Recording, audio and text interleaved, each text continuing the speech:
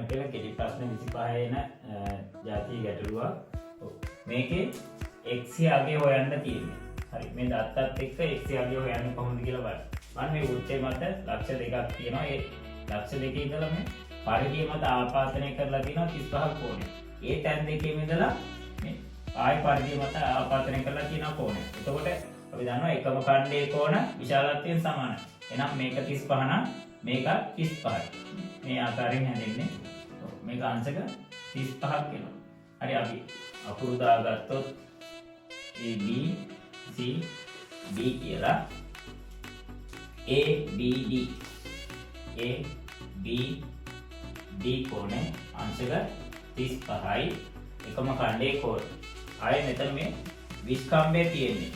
ඒතකොට මෙතනින් මේක අර්ධ වෘත්ත දෙකකට වෙන් වෙනවා. ඉතින් මේ අර්ධ වෘත්තයක කෝණත් අපි දන්නවා අංශක 90යි කියලා. අර්ධ වෘත්තයේ කෝණයක් විතර තියෙනවා ABC කියලා.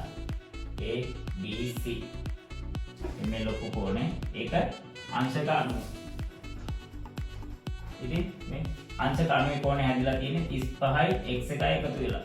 අපිට ඒකෙන් පැටලෝ විසඳන්න ගන්න පුළුවන් 35 ධන x සමානයි අංශක 90යි x සමානයි මේ 35 එහා පැත්තට අරන් ගිහපහම වෙන 35ක් වෙනවා x සමානයි අංශක 55යි.